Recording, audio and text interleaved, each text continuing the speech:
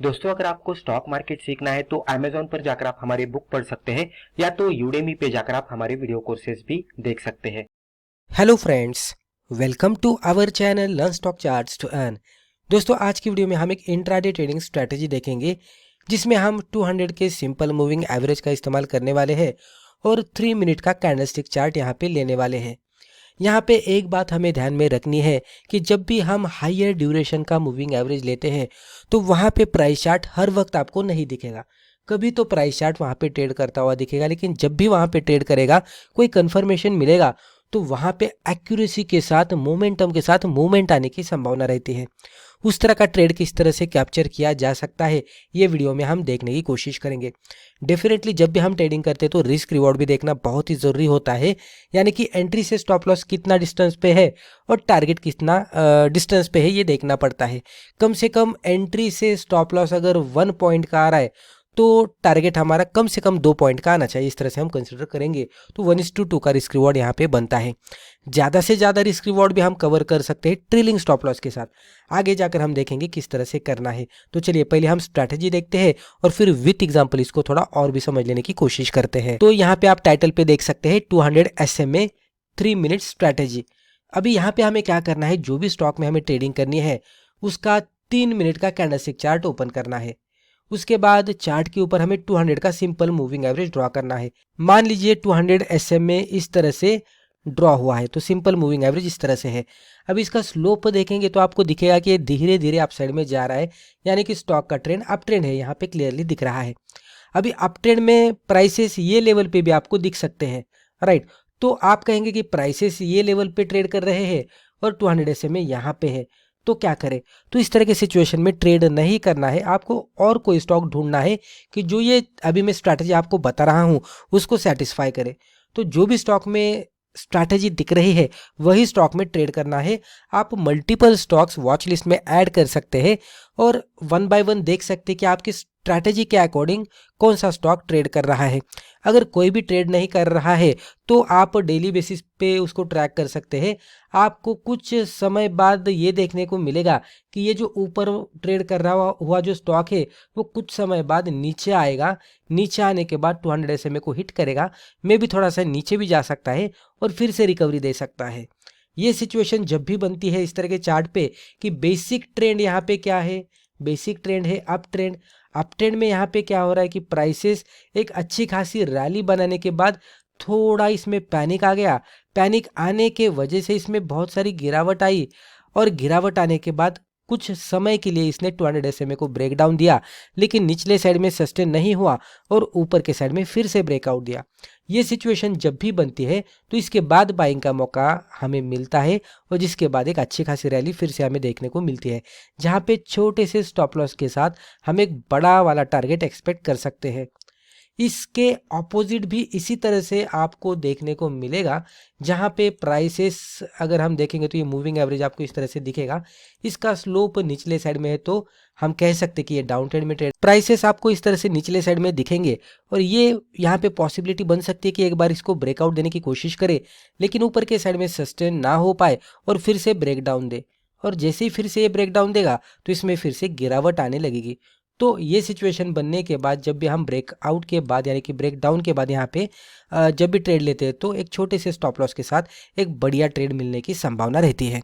तो यही हमें कैरी करना है, यही हमें स्टॉक को, अगर मान लीजिए कि हमारा 1:2 का भी टारगेट है तो 1:2 के टारगेट पे आपको क्या करना है, पार्शियल प्रॉफिट बुक करना है और रिमेनिंग क्वांटिटीज को आपको कैरी करना है, होल्ड करना है, और वो भी ट्रेलिंग स्टॉप लॉस के साथ।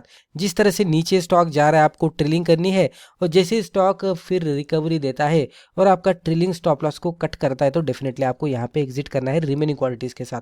तो इससे क्या हो जाएगा कि कुछ क्वांटिटीज को आपने 1:2 पे निकाला और कुछ क्वांटिटीज आपके यहाँ पे मे बी 1:3 1:4 भी मिल सकता है, वो लेवल पे निकालेंगे। तो इस तरह से रिस्क रिवॉर्ड रेशो आपका बूस्ट होता है, इंप्रूव होता है। और अगर आप 2-3 ट्रेड इंट्राडे के लेते हैं और इस तरह के रिस्क रिवॉर्ड के साथ लेते हैं तो कभी कभी ये भी सिचुएशन बनती है कि हमारे 2 ट्रेड गलत जाए और एक भी सही जाए ना तो वो भी हमें अच्छा खासा रिजल्ट देता है। अगर 2 सही जाते हैं एक गलत जाता है तो बेटर रिजल्ट रहता है, और सब अगर कोई दिन में सही तरीके से टारगेट पे जाते हैं तो एक बढ़िया सा प्रॉफिट मिलने की संभावना रहती है। और एक सिचुएशन रहती है जहाँ पे हर एक तीनों के तीनों ट्रेड हमारे गलत जाए और स्टॉप लॉस को हिट करे, तो वो सिचुएशन में हमारा जो मेन स्टॉप लॉस होता है वो हिट हो जाएगा, और वो भी कैलकुलेटेड रिस्क के हिसाब से होने के वजह से वो सिचुएशन में भी हमें कम ही लॉस होगा। तो क्वांटिटी डिफाइन करके ट्रेड करना, स्टॉप लॉस को देखना रिस्क रिवॉर्ड के साथ बैठ रहा है क्या, फिर उसी के साथ ओवर ट्रेडिंग, रिवेंज ट्रेडिंग नहीं करना, इंट्राडे में 2 से 3 ट्रेड ही मैक्सिमम लेना है, और उस तरह का सोचकर और सही सेटअप मिलने के बाद ही ट्रेड करेंगे, मोमेंटम के स्टॉक में ट्रेड करेंगे। और एक इसमें अगर आप देखेंगे, अगर कोई स्टॉक में हमें सेल सिग्नल मिल रहा है तो उसी टाइम पे अगर निफ्टी भी हमें बियरिश दिख रहा है, अदर इंडाइसेस भी हमें निगेटिव दिख रहे हैं, और ये जो स्टॉक है, ये स्टॉक जो भी सेक्टर में ट्रेड करता है वो भी सेक्टर अगर निगेटिव दिख रहा है, तो वो पर्टिकुलर सिचुएशन में स्टॉक में बहुत ही बढ़िया मूवमेंट आने की संभावना रहती है, और इस तरह के सिचुएशन में ही बड़ा वाला प्रॉफिट निकलता है। तो ये भी हमें देखना चाहिए जब भी हम इंट्राडे ट्रेड करते हैं। तो एक्सपीरियंस के साथ ये सब चीज़ें हम बहुत ही कम समय में देख पाएंगे। तो यहाँ तक मुझे लगता है कि आपको स्ट्रैटेजी समझ में आई होगी। अभी अगले स्लाइड में हम एग्जाम्पल देखते हैं। तो यहाँ पे आप देख सकते हैं, एग्जाम्पल के तौर पर हमने एशियन पेंट्स लिमिटेड का 3 मिनट का कैंडलस्टिक चार्ट लिया है। चार्ट के ऊपर हमने सिंपल मूविंग एवरेज 200 लिया है, जो कि है क्लोजिंग का, जो कि आपको यहाँ पे ब्लू कलर के लाइन में ये दिखेगा। अभी अगर आप देखेंगे तो पहले आपको SMA 200 निचले साइड में दिखेगा और प्राइसेस ऊपर दिखेंगे। तो जब भी प्राइसेस SMA 200 के ऊपर रहते हैं तो ये हमें बुलिश सिग्नल देता है, इसमें अपसाइड में मूवमेंट आने की ही संभावना रहती है। यहाँ पे अगर आप देखेंगे तो फर्स्ट टाइम इसने ब्रेक डाउन दिया, तो यहाँ पे हमें कुछ इंडिकेट ये स्टॉक कर रहा था कि इसमें आगे जाकर गिरावट आ सकती है। लेकिन यहाँ पे आपको क्या करना है कि फर्स्ट टाइम के ब्रेकआउट पे ट्रेड नहीं करना है। मल्टीपल टाइम्स इस तरह से देखा गया है कि फर्स्ट टाइम ब्रेकआउट जब भी होता है तो वो फेल्योर होता है। मैक्सिमम टाइम पे आपको ये फेल्योर होता हुआ दिखेगा, ब्रेकआउट का फेल्योर होता हुआ दिखेगा। तो फर्स्ट टाइम के ब्रेकआउट पे एंट्री नहीं करनी है, थोड़ा वेट करना है। जैसे कि आप देख सकते हैं, फिर से स्टॉक के प्राइसेस यहाँ पे कुछ साइडवेज में गए, फिर से नीचे आ गया, और यहाँ पे ये और भी हमें कंफर्मेशन दिया। तो ये सिचुएशन इस तरह से बनती रहती है। उसके बाद अगर आप देखेंगे तो ये कैंडल पे हमें ट्रेडिंग का सिग्नल मिला। एक्चुअल में अगर आप देखेंगे, अभी मैं इसको निकाल देता हूँ, एक्चुअल में अगर हम देखने की कोशिश करेंगे तो सेकेंड टाइम में ही ये लेवल पे, ये फर्स्ट टाइम में फेल्योर हुआ, सेकेंड टाइम में ये कैंडल पे ही हमें सेल का सिग्नल मिला था। लेकिन अगर आपको लग रहा है कि और भी कंफर्मेशन लेना है तो आप यहाँ पे जो लो बना था इसको इस तरह से मार्कआउट कर सकते हैं। यानी कि ये कैंडल ने ब्रेकडाउन देने के बाद जो लो बनाया था उसको मार्कआउट करना है, इसका एक रीजन मार्कआउट करना है। ये रीजन इस तरह से बनता है, तो इसके ब्रेकआउट पे अगर आप ट्रेड करेंगे तो यहाँ पे एक बढ़िया सा कंफर्मेशन माना जाएगा। यहाँ पे फेल्योर होने की संभावना बहुत ही कम होती है। और इसको जो ब्रेकडाउन मिला ये पर्टिकुलर कैंडल पे मिला, ये बड़े वाले रेड कैंडल पे। उसके बाद अगर आप देखेंगे तो इसके लो के नीचे एंट्री, हाई के ऊपर स्टॉप लॉस। तो एंट्री के हिसाब से अगर हम देखने की कोशिश करेंगे तो लगभग, अभी मैं आपको कैजुअली बताने की कोशिश करता हूँ, तो 2445 के आसपास हमारी एंट्री बनती। हमारा स्टॉप लॉस अगर हम देखने की कोशिश करेंगे तो लगभग ये लेवल पे 2460 के थोड़ा सा ऊपर हमारा स्टॉप लॉस रहता।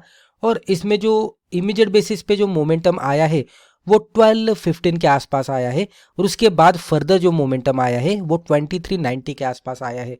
तो हम यहाँ पे इस तरह से रिस्क रिवॉर्ड भी देखने की कोशिश करेंगे तो हमारी रिस्क, ये डिस्टेंस वाइज आप देख सकते हैं, इतनी थी, और वन वे डायरेक्शन के साथ इतना, यानी कि 1:2 के भी ऊपर हमें रिवॉर्ड यहाँ पे मिलता हुआ दिखा। यहाँ पे अगर हम पार्शियल प्रॉफिट बुक करते और रिमेनिंग क्वांटिटीज को ट्रेलिंग भी करते तो ये जो यहाँ पे टारगेट आया वो 1:3 के भी ऊपर आया। तो इस तरह से बड़ा वाला भी प्रॉफिट हम कमा सकते हैं, राइट। और अगर ये सिचुएशन बन रही है कि आप बाइंग साइड में यही सेटअप ढूंढ रहे हैं और ये सेटअप आपको मिला, मान लीजिए 2 बजे या तो 2:30 बजे मिला है, मार्केट खत्म होने का टाइम आया है और ये सेटअप दिख रहा है, तो उस तरह की सिचुएशन में भी अगर आप पोजीशन बनाएंगे तो BTST के लिए भी आप इसको कैरी कर सकते हैं। और दूसरे दिन में अगर मोमेंटम के साथ ओपन होता है, गैप अप के साथ ओपन होता है, या तो ओपन होने के बाद इमीडिएट बेसिस पे प्राइस एक्शन अपसाइड में जाती है, तो उस सिचुएशन के बाद आप इमीडिएट बेसिस पे BTST करके उसमें एग्जिट भी कर सकते हैं। अगर अर्ली ये सिचुएशन दिख रही है 12 बजे के पहले या तो 12 बजे के आसपास अगर ये बाइंग सेटअप या तो सेलिंग सेटअप मिल रहा है, तो वो सिचुएशन में अगर ये सेटअप मिलता है तो हमें एक बढ़िया सा प्रॉफिट इंट्राडे में भी मिल जाएगा। तो ये सेटअप कौन से टाइम पे मिल रहा है वो भी देखना इंपॉर्टेंट होता है।